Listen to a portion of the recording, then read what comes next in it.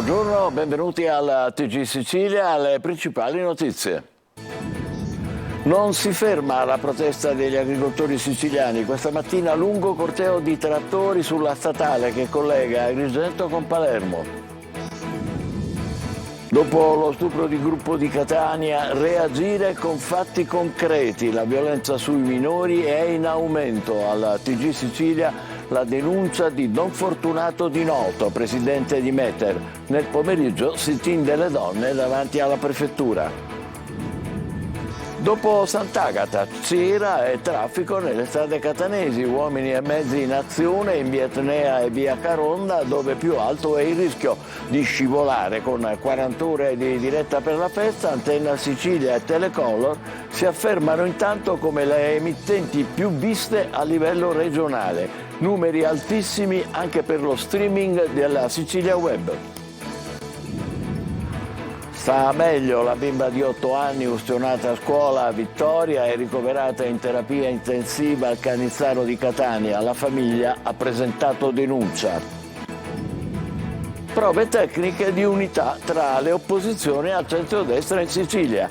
PD, 5 Stelle, Sud chiama Nord, che pure andranno separati alle regionali, si battono insieme contro la riforma delle province. Ancora senza un volto chi ha vinto €1 milione a Palermo con il Super Enalotto. Gli auguri dei titolari della fortunata ricevitoria. La Sicilia che canta a Sanremo è rappresentata dal volo, un'esplosione sentimentale sul palco dell'Ariston che ha convinto anche la radiofonia. La loro capolavoro segna il ritorno del trio al festival dopo 5 anni. Calcio, Catania sterile e sprecone anche a Picerno. Contro i lucani la squadra di Lucarelli ancora una volta non riesce a recuperare lo svantaggio. Per i rossazzurri è la 10ª sconfitta in campionato.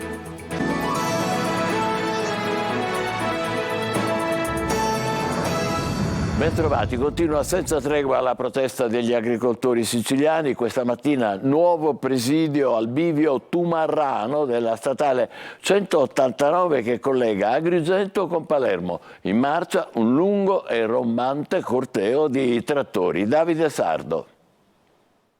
Non si placa, anzi tutt'altro, la protesta dei trattori, degli agricoltori siciliani che si sono uniti a quelli del resto d'Italia contro le politiche di settore dell'Unione Europea e per difendere la dignità del proprio lavoro. Alla mattina di oggi la rabbia di agricoltori e allevatori è approdata sulla statale 189, lo scorrimento veloce Agrigento-Palermo, verso cui ha marciato un lungo e rombante corteo formato da decine di trattori provenienti dai comuni dei Monti Sicani, ma anche dall'Ercara Friddi e Castronuovo di Sicilia nel Palermitano.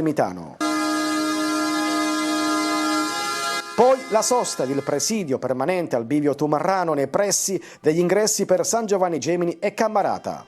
Chiediamo sia alla Regione che al Governo nazionale sia un tavolo tecnico con gli agricoltori, un tavolo tecnico permanente, la riformulazione della PAC perché così come non ci aiuta, lo stato di calamità per la Regione Sicilia perché è da giugno che purtroppo le condizioni meteo non sono a favore nostro.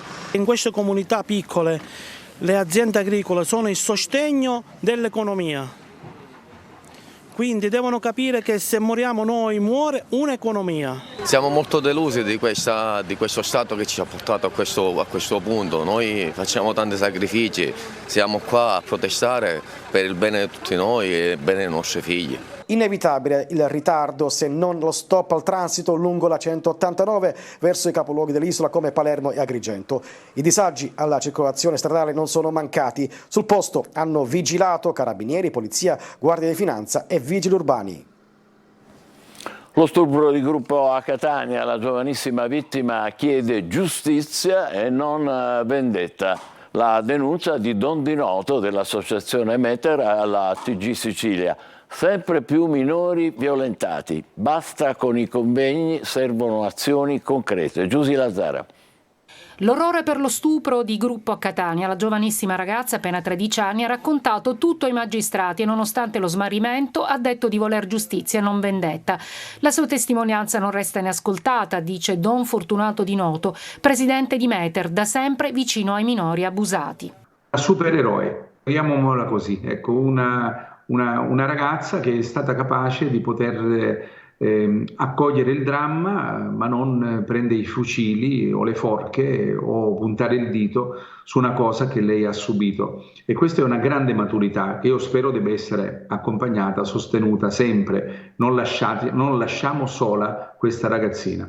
La violenza di gruppo segnale di un disagio giovanile che cresce. La violenza di minori su minori è in costante aumento. Oggi si richiede forse meno convegni, ma più azione concreta per una prevenzione ed una attenzione a questi fenomeni che, credetemi, dall'esperienza che abbiamo come associazione Meter, Centro Meter, sono estremamente devastanti per chi li subisce. È il momento del dolore e della rabbia. Oggi pomeriggio un sit-in sotto la prefettura di Catania della CGIL e delle associazioni delle donne per chiedere al prefetto più presidi e attenzione contro la violenza. Dopo la festa di Sant'Agata a Catania si lavora incessantemente per rimuovere la cera dalle strade interessate dal passaggio del Fercolo. Uomini e mezzi in azione, in particolare in via Etnea e in via Caronda, dove è più alto il rischio di scivolare anche per i pedoni. Tonino De Mana.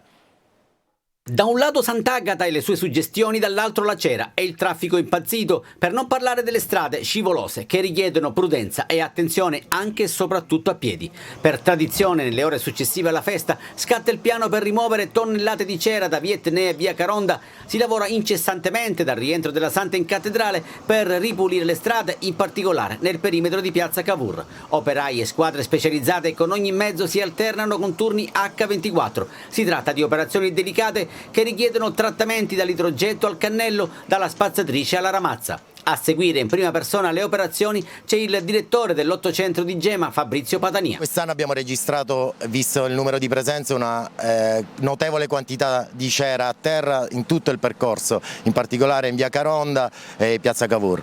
Quindi le operazioni sono particolarmente onerose, ma con l'ausilio del lavastrade e i cannelli stiamo riuscendo a rimuovere H24. Completata la rimozione della cera si passerà al grip test, sopra del quale si potrà procedere all'apertura delle strade. Sembra di camminare sul ghiaccio anche sui marciapiedi, dove è un'impresa persino stare in equilibrio. È capitato anche tempo fa che sono scivolata, non quest'anno però altri anni passati, però sì, sto camminando e sto cercando di puntare i piedi per non scivolare. Il marciapiede, essendo diciamo un po' più scivoloso già di per sé come cementazione, tende ad essere più scivoloso, infatti molte persone oggi slittavano. È veramente scivoloso, è come camminare sul ghiaccio. Mica tanto, perché io sul ghiaccio ho camminato tante volte. Abbiamo visto tante cadute nel giro di pochi minuti. E mancanza di esperienza. Molte le cadute, a tal proposito si consiglia la massima prudenza, almeno per i prossimi giorni, quando gli effetti collaterali della festa saranno smaltiti. Attenzione, per carità, intanto con 40 ore di diretta per la festa, Antenna Sicilia e Telecolor si affermano come le emittenti più viste a livello regionale, numeri altissimi anche per lo streaming della Sicilia Web. Adelaide Barbagallo.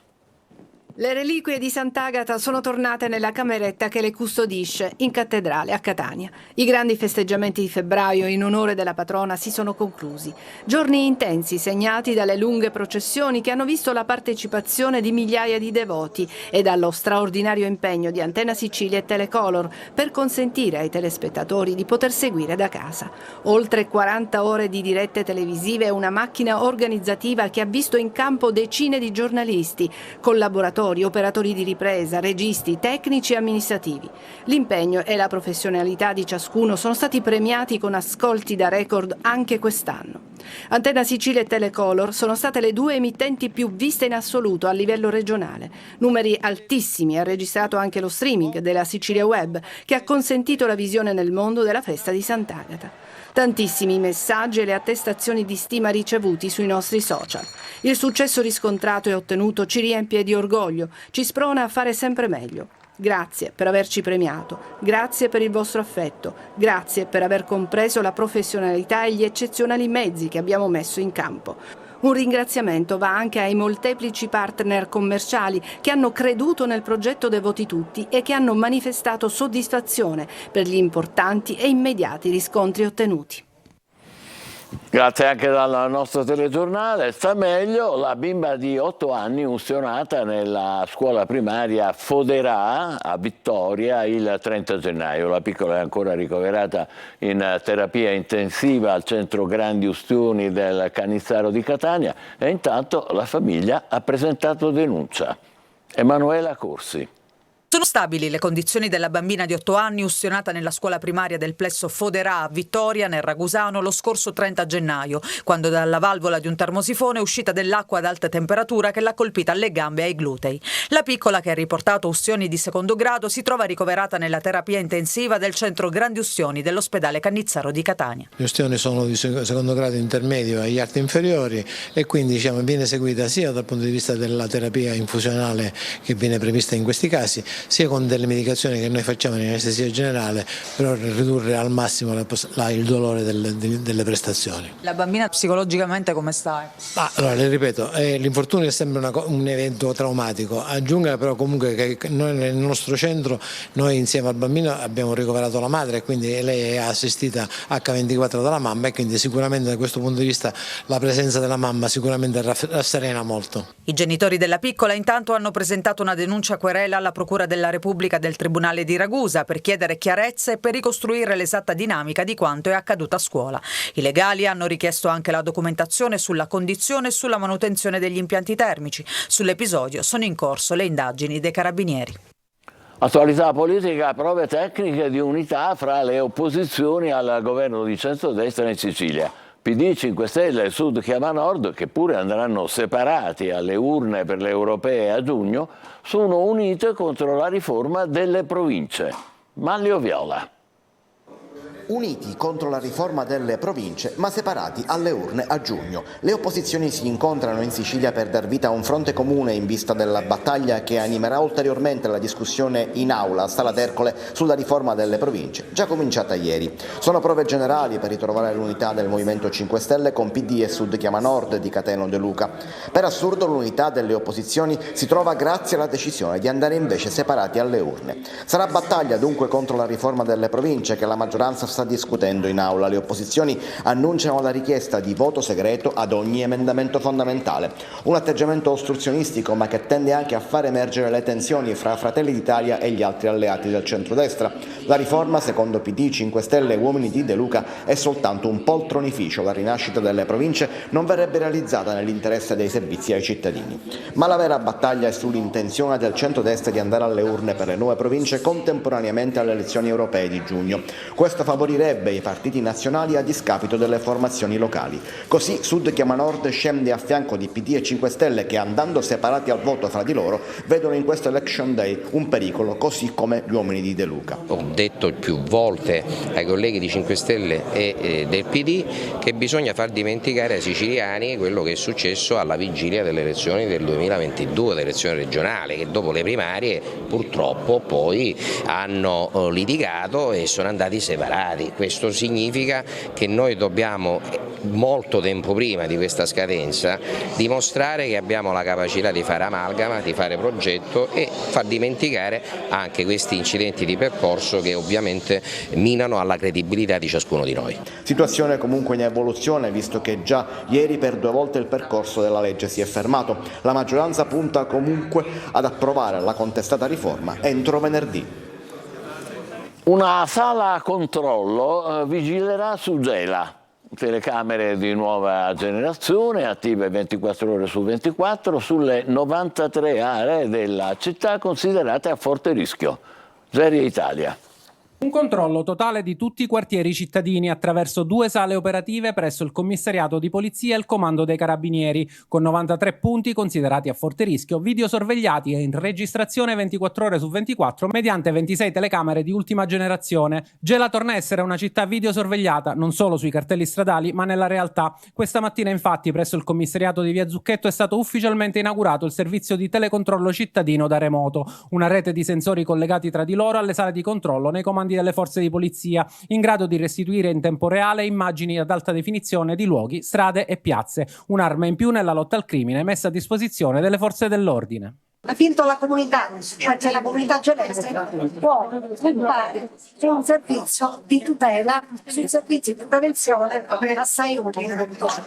Penso che un sistema così innovativo accresce la percezione di sicurezza dei nostri gelesi. I cittadini di Gela devono capire che questo impianto è un regalo di legalità che le istituzioni fanno proprio a loro.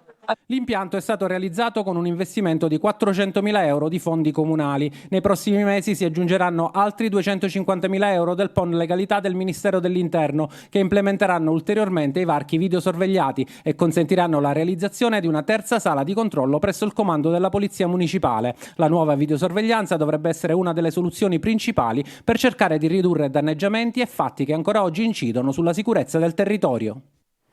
Vincita di €1 milione a Palermo con il Super Enalotto. I titolari della ricevitoria non sappiamo chi sia, ma gli auguriamo il meglio. Marco Gullà. Una vincita da capogiro di quelle che ti cambiano la vita. La fortuna bacia Palermo. In questa ricevitoria di via Castellana è stato vinto circa €1 milione. Il fortunato vincitore ha centrato un 5 stella e un 5 normale. Una super vincita ed è caccia anche al fortunato. La vincita è avvenuta con una schedina semplice da valutare adesso l'importo, se è da €3, se è da €6, con il Superstar. Quindi è stato un 5 più stella più un 5 punti. Per un totale di €1 milione.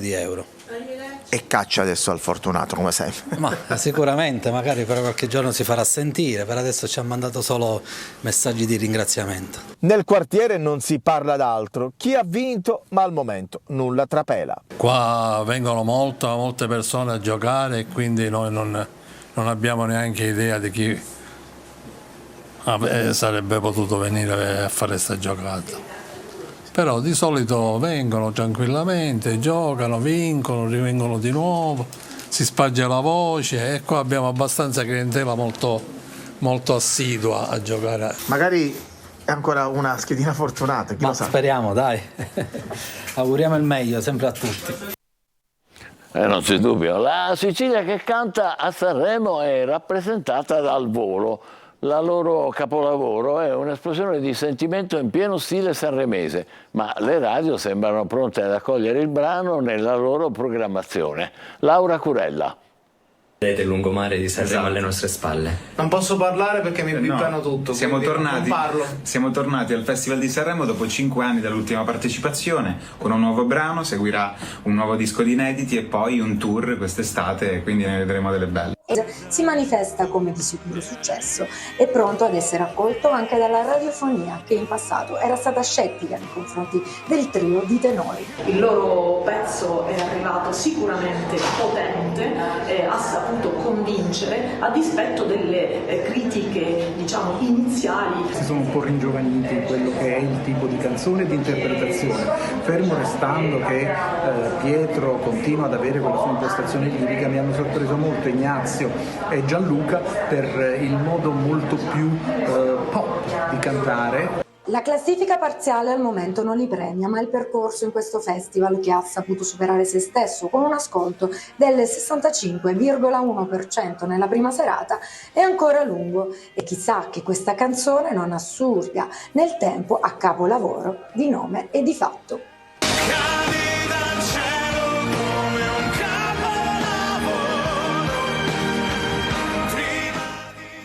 Grazie a Veronica Barbarino che ha realizzato il servizio che abbiamo appena visto. Tra poco il calcio, dopo una breve pausa, con le difficoltà del Catania alla 10ª sconfitta in campionato. Vi aspettiamo.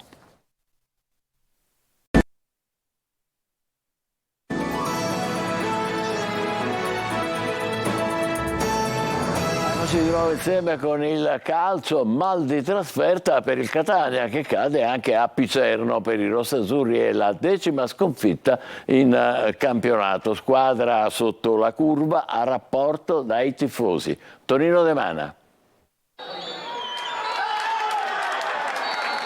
Altro giro, altra trasferta, altra sconfitta. Il Catania esce battuto anche da Picerno e si porta dietro l'ennesima delusione di una stagione con la squadra che finisce sotto la curva ma a rapporto dai tifosi che hanno chiesto a gran voce di cambiare registro. È un Catania che non reagisce e che adesso deve iniziare a guardarsi dietro restando ai margini della zona play-out. Il Catania che poco prima del quarto d'ora aveva avuto una potenziale occasione con Tejo, un po' troppo lento nella conclusione, chiuso in extremis, ne costruisce due con Costantino a cavallo dei due tempi, decide un gol di Gallo al minuto 20 con gli uomini di Lucarelli spuntati ed imprecisi sotto porta. L'immagine simbolo che dà l'idea della scarsa precisione sotto porta è l'occasione capitata sui piedi di Costantino che si divora un gol praticamente fatto.